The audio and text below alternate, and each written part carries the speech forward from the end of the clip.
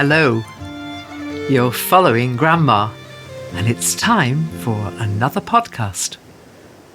As usual, I'm in my cosy cottage in Scotland. Outside, it's a bright sunny day with a sparkling sea, but it's deceptive. It's actually freezing, and recently we had the coldest night on record for years, with temperatures a few miles north of here down to minus 16 degrees. When people visit me at my cottage, one of the first questions they ask is, "Why did you move to Arbroath? You have an English accent, so you don't come from Scotland. How did you find such a special place?" And I reply, "It chose me."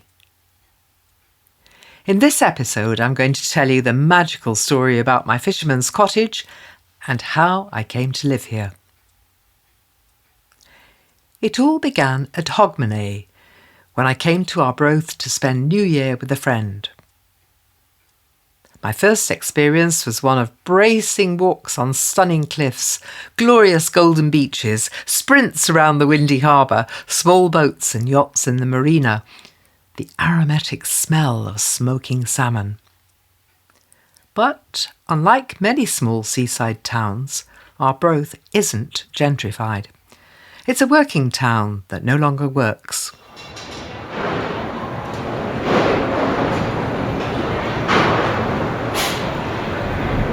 Over the years, engineering factories that pioneered inventions like lawnmowers closed.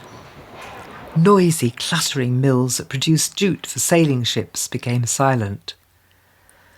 And finally, the busy port with a massive fishing industry moved north to Peterhead. Then, to make things worse, the council split the town in half by putting a dual carriageway right through the middle. On the face of it, the question, "Why did you come to Arbroath?" was a valid one.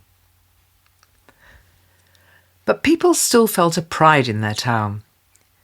Chatting with locals, I uncovered a strong sense of Scottish history combined with 21st century community spirit. Conversations ranged from the upcoming pageant at the Abbey to celebrate the declaration of Scottish independence to what was being planted at Hope, the organic garden for people with learning disabilities. I discovered there was a cycle path along the coast, a pottery studio, art classes, choirs, and even qigong sessions in a sanctuary by the harbour. I began to dream. I'd just sold my family home in London. My possessions had gone into storage and I was footloose and fancy-free. Perhaps I might find a small cottage with a view of that ever-changing North Sea, a place I could bring the grandchildren. I made a few inquiries, but drew a blank. The night before I returned to London, my friend Linda and I went for a farewell dram at the Commercial Inn. Alex was there. He knew everything that was going on in the town. I asked him if he'd keep an eye out for any properties that came on the market. My requirements were an old cottage with character, close to the harbour, with a view of the sea. Alex gave me little hope. In his wonderful broad Scottish accent, he said, "Those kind of cottages rarely come to market. They hand them down in the fishing families." Then he smiled and added gruffly, "Leave me your email and your phone number." The next morning, we left for London.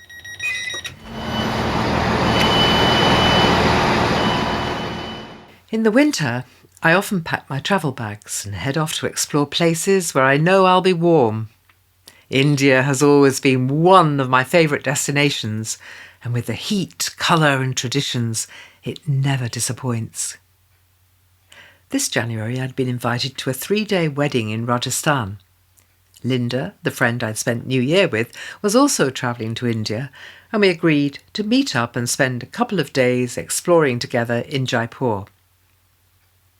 As I prepared for my Indian trip, my dream of Scotland and a wee cottage faded.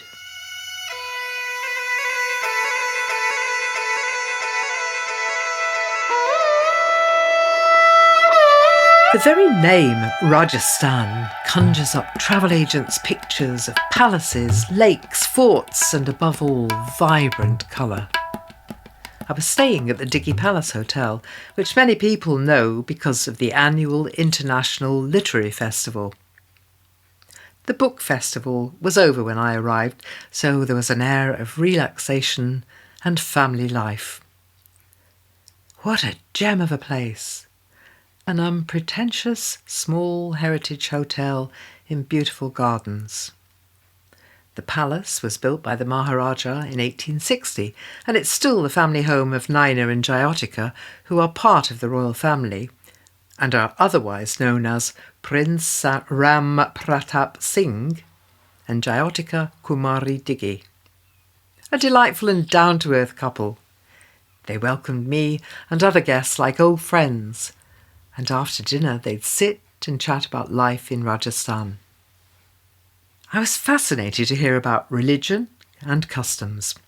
One evening they told me the story of how they'd met and why their royal palace was turned into a hotel. Jayotika and Naina met when she was a hotshot lawyer in Bombay. They fell in love, and despite parental opposition, Jayotika gave up a professional career, married the prince, took the veil, and went to Jaipur to support Naina with projects to improve conditions for Rajasthani Indians. It was a life-changing decision. Some years later, life changed again when Naina was falsely accused of a crime, convicted and incarcerated for a few years in a notorious prison. He only survived by befriending a mass murderer and, in return for protection, taught him to read and write. Jayotika, at home with small children, came out of purdah, rolled her sleeves up and turned a few of the palace rooms into a small guest house. By the time Naina was released, the small Diggy Palace Hotel was on the map and welcoming travellers. This is how I like to travel, talking to people and taking time to stop and listen to their fascinating stories. A few days later, I was sitting in the garden when Jayotika breezed by and asked if I wanted to go with them to the local village temple. Today, they were celebrating the birthday of Ganesh, the little elephant god, the god of wisdom and new beginnings. I grabbed my hat. We piled into Naina's four-wheel drive and headed for the village on the outskirts of the city. Rajasthan is famous for its spectacular textiles and brilliant colours. They use art and craft techniques which are thousands of years old. Batik, Bandhani, Bagru and Sanganeri. Tie and dye, molten wax and block printing. They all create distinctive bed covers, table linen and exquisite saris. What I hadn't known was how they produce these textiles. Suddenly, we were driving alongside fields and fields of freshly dyed sheets laid out to dry in the hot sunshine. It was a riot of colour, a patchwork as far as the eye could see of iridescent reds, yellows, greens, blues and turquoise. In the Rajasthani village itself, the colours continued to bounce off old wooden doors and higgledy-piggledy shops and houses, providing an incredible background for the market stalls, which were piled high with freshly harvested vegetables and fruit. I could see women in alleyways hiding from the sun, sewing clothes on old treadle machines. Small children playing on the dusty floors and showers of metal sparks in dark workshops as mechanics wielded and welded huge metal bars. This was real-life India. As Naina stepped out of the car, the crowd parted respectfully, many kneeling and asking for his blessing. I suddenly remembered that he was a Jaipur prince. The temple itself was different to others I'd seen. The entrance was at the bottom of a rocky outcrop, and as I looked up I could see what appeared to be a Scottish castle built on the top of the craggy cliff. Nina explained it had been designed by Jaipur's Queen Mother after she'd visited Scotland and fallen in love with its architecture. How intriguing! I was suddenly reminded of my New Year visit to Arbroath. Meanwhile, a long queue of devotees snaked along the rock face, through the doorway to the temple and along the dark corridor before curving up the marble stairs to Ganesh's shrine. The crowds parted again and allowed Nina through. He galloped up the stairs and we followed in his wake. I greeted Ganesh quietly and with a smile. I have a great affection for this little elephant god, and I wondered what new beginnings he had in store for me. Having made our offerings, we did a walkabout with Nina and Jayotika, who were evidently much loved by the locals. I'd heard of the community projects they were involved in, so I wasn't surprised. Nina greeted a few more people, and then we piled into the car and headed home for lunch. That afternoon I sat in the garden waiting for the arrival of my friend Linda from the UK. Red-hot shafts of sunlight pierced through the gaps in the trees. It was a scorcher. I felt grateful for the heat on my bones. This was a long, long way from the freezing cold of New Year. Linda arrived and walked across the garden to greet me. She held out a printed email that had arrived for her. It was from Alex, the landlord of the commercial inn in Arbroath. He'd woken to see a for sale sign outside the fisherman's cottage next door. He'd remembered my conversation with him, but had mislaid my email and my phone number, and in desperation he emailed Linda. "The cottage next door came on the market this morning. Have you any idea where Claire is?" The rest is history, as they say. It included an old-style phone call from India to Scotland and me offering to buy the cottage unseen, a conversation with a Scottish solicitor I'd never met, trying to convince him I was not some mad English woman wanting to buy a 250-year-old property without having been inside it. And no, I wasn't money laundering, and I would fax my passport to him immediately. The deal was completed, and the cottage was mine before I got back to the UK. This story always reminds me that we have to be prepared to let go and trust that things will work out.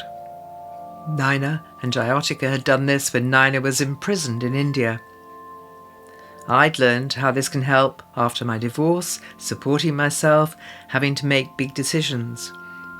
When I got anxious, I tried not to panic about what lay ahead, and that required a lot of trust. When I'd seen the chance of putting down roots in Scotland, my heart had gone, yes! And when that didn't seem to be a possibility, I let it go, put my energy into arranging my Indian trip, and trusted the universe would sort it out.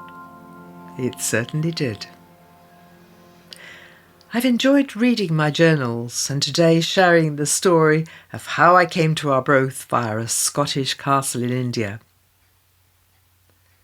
Before I left Jaipur, I bought a small statue of Ganesh.